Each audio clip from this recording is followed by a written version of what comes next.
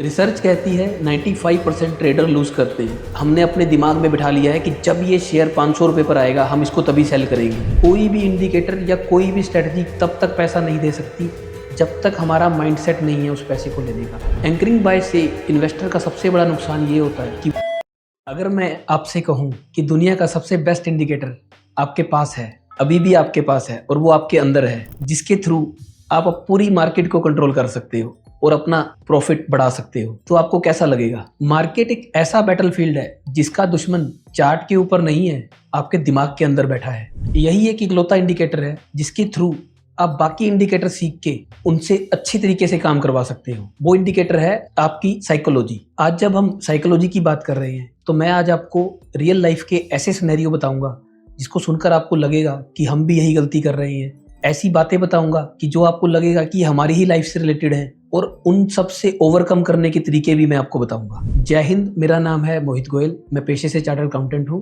मैं आज की इस वीडियो के माध्यम से आपकी फाइनेंशियल एजुकेशन और आपकी स्टॉक मार्केट की जर्नी को बेहतर करना चाहता हूं। जब भी हम ट्रेडिंग और इन्वेस्टिंग की बात करते हैं तो हम बात करते हैं चार्ट को सीखने की, RSI सीखने की, या फिबोनाची रिट्रेसमेंट क्या होती है। हम इन चीजों पर बहुत गौर करते हैं, लेकिन हम एक चीज जो सबसे जरूरी है उसे मिस कर देते हैं कि हमें कोई भी इंडिकेटर या कोई भी स्ट्रेटजी तब तक पैसा नहीं दे सकती जब तक हमारा माइंडसेट नहीं है उस पैसे को लेने का। आपका माइंडसेट ही है जो डिसाइड करेगा कि किसी भी ट्रेड में आप प्रॉफिट में लेकर जाओगे उसको या लॉस में लेकर जाओगे, और उस ट्रेड को कहाँ तक लेकर जाना है ये सब आपकी साइकोलॉजी पर डिपेंड करता है। सोचो, दो ट्रेडर हैं, दोनों एक ही चार्ट को देख रहे हैं, एक ही डाटा पैटर्न को देख रहे हैं, लेकिन एक ट्रेडर कहता है कि ये चार्ट ने ब्रेकआउट दिया है, वहीं दूसरे ट्रेडर के दिमाग में आता है कि नहीं, ये ब्रेकआउट नहीं है, ये एक फेक ब्रेकआउट है और शेयर यहाँ से गिरने वाला है। सेम चार्ट, सेम डाटा, लेकिन व्यू पॉइंट अलग अलग हैं। इसका कारण क्या है? क्योंकि उनकी साइकोलॉजी और इमोशंस पर डिपेंड करता है कि वो रीड क्या कर रहे हैं, और वही चीज़ उनको ज़्यादा अच्छे से समझ में आएगी जो उनके दिमाग में बस चुकी है। रिसर्च कहती है 95% ट्रेडर लूज करते हैं। तो क्या लूज करने का रीज़न उनकी स्ट्रेटजी है? ऐसा नहीं है। लूज करने का रीज़न उनकी साइकोलॉजी भी है। जब ट्रेडर अपनी इमोशंस को कंट्रोल करने में फेल हो जाता है तभी वहाँ वो लूज करता है। आइए साइकोलॉजी में आज हम बात करते हैं बायस के बारे में, जो कि ट्रेडिंग में इम्प्लीमेंट होती है और जो इन्वेस्टर की सबसे बड़ी दुश्मन होती है। हम उन 3 बायसेस के बारे में बात करते हैं अब, जो अगर हम कंट्रोल कर लें तो हम प्रॉफिटेबल ज़्यादा हो सकते हैं, या अगर हमने किसी शेयर को ज़्यादा लॉस में रखा हुआ है तो उससे हम बाहर कैसे आ सकते हैं, हम उस चीज़ों से कैसे बच सकते हैं जिसे हम कहते हैं ट्रैप्स, कि हम फंस गए हैं वहाँ पर आकर। तो सपोज हमने आज कोई शेयर 500 रुपीज़ का बाय किया हुआ है और उसका प्राइस आज गिर के 350 रुपये पर आ गया है, लेकिन हम उस शेयर को बेच नहीं रहे हैं क्योंकि हमने अपने दिमाग में बिठा लिया है कि जब ये शेयर 500 रुपये पर आएगा हम इसको तभी सेल करेंगे। इस बायस को कहते हैं एंकरिंग बायस। एंकरिंग बायस के अंदर हम एक प्राइस को बेस मानकर चलते हैं, चाहे वो हमारा परचेज प्राइस है या हमारा कोई ट्रैकिंग का प्राइस है।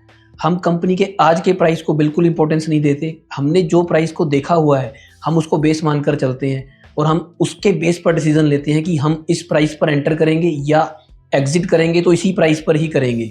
एंकरिंग बायस से इन्वेस्टर का सबसे बड़ा नुकसान ये होता है कि वो अपने शेयर को बेच नहीं पाता और उसके लॉस एक्यूमुलेट होते चले जाते हैं। जिस शेयर को 10% के स्टॉप लॉस पर काटना था वो शेयर आज 50% गिर गया है, लेकिन तो भी पोर्टफोलियो में पड़ा रहता है। अगली बायस की बात करते हैं। इसमें होता है कि इन्वेस्टर ने डिसाइड कर लिया है कि XYZ जो भी शेयर उसके पोर्टफोलियो में है वो ऊपर ही जाएगा, तो वो YouTube पर जब भी सर्च करेगा वो उन्हीं लोगों को सर्च करेगा जो शेयर्स के बारे में अच्छा बोल रहे हो। ट्विटर पर जिसको फॉलो करेगा वो उसी को ही फॉलो करेगा जो शेयर के बारे में अच्छा बोल रहे हो। वो उस शेयर की सारी पॉजिटिव न्यूज़ को पढ़ेगा, लेकिन जब भी उसके सामने कोई नेगेटिव न्यूज़ आएगी वो इसको इग्नोर कर देगा। इस बायस को बोलते हैं कंफर्मेशन बायस। इस बायस के अंदर हम कंफर्म करते रहते हैं कि जो हमारे दिमाग के अंदर एक डिसीजन बन चुका है वो सही है, और हम रिसर्च से ये कंफर्म करने की कोशिश नहीं करते कि हमारा डिसीजन सही है या गलत है, लेकिन हमने सोच लिया है कि हमारा डिसीजन सही है और हम उसके अकॉर्डिंग ही रिसर्च करते रहते हैं। कंफर्मेशन बायस एंकरिंग बायस की तरह ही बहुत डेंजरस है, क्योंकि इस बायस के अंदर आप हमेशा नेगेटिव रिपोर्ट्स को खारिज करते रहेंगे और खारिज करते करते एक दिन आपकी कैपिटल जब खत्म हो जाएगी तो आप बैंकरप्ट भी हो सकते हैं। आओ बात करते हैं अब तीसरे बायस की। क्या कभी आपने नोटिस किया है कि जब आप शेयर में प्रॉफिट बुक करते हैं तो आपको एक खुशी का एहसास होता है, और इसके अपोजिट जब आप एक शेयर में लॉस बुक करते हैं तो आपको इतना दुख होता है कि जितनी उस शेयर में प्रॉफिट बुक करने पर नहीं होता। इस बायस को बोलते हैं लॉस एवर्जन। इस बायस के अंदर हम छोटे छोटे प्रॉफिट बुक करते चले जाते हैं, लेकिन लॉसेस को हम बुक नहीं कर पाते, हम लॉसेस को बड़ा होने देते हैं। उसका रीज़न ये है कि हमें ये लगता है कि शेयर का प्राइस वापस आ जाएगा और हम प्रॉफिट में निकल जाएंगे। हम लॉस बुक करने से इतना डरते हैं कि कई बार उस चक्कर में हमारी कैपिटल तक उड़ जाती है। लॉस एवर्जन 2 तरीके से काम करता है। पहला, इसका साइड इफेक्ट ये होता है कि इससे घिरे हुए इन्वेस्टर के पोर्टफोलियो में प्रॉफिट वाले शेयर्स खत्म होते चले जाते हैं, क्योंकि वो उसको जल्दी बुक कर देता है। इसके विपरीत वो लॉसेस वाले शेयर्स को होल्ड करके रखता है और एक दिन उसके पोर्टफोलियो में सारे वही शेयर्स होते हैं जिसमें लॉस होता है। या इसके अपोजिट कई बार ये भी होता है कि किसी पोर्टफोलियो में अगर आपने 2 लाख रुपए का प्रॉफिट देख लिया है, आज वो प्रॉफिट कम होकर 1.5 लाख रुपया रह गया है, आपने उसको आज 1.5 लाख पर बुक कर दिया है, लेकिन आपको वो खुशी नहीं मिल रही है कि आपने 1.5 लाख पर बुक कर दिया है।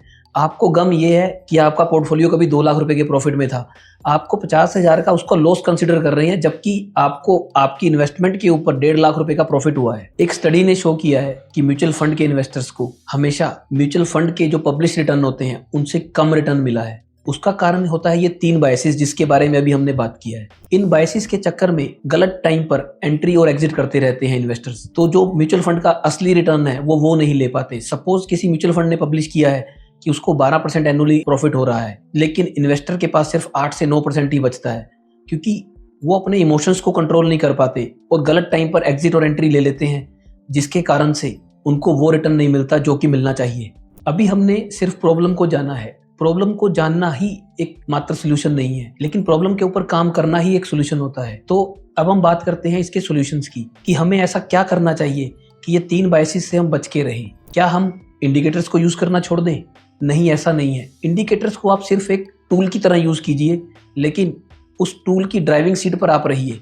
उनको कैसे यूज करना है वो आप पहले से ही डिसाइड रखिए और उसके हिसाब से अपने डिसीजन लीजिए। सबसे पहले आप लिखने की हैबिट डालिए। किसी भी ट्रेड में जब आप एंटर किए हैं तो वो किस बेस पर एंटर किए हैं, उसका स्टॉप लॉस क्या होगा और उसका टारगेट प्राइस क्या होगा, या अगर आपने अपनी कैपिटल को बढ़ाना घटाना है तो किस पॉइंट पर बढ़ाएंगे और किस पॉइंट पर घटाएंगे।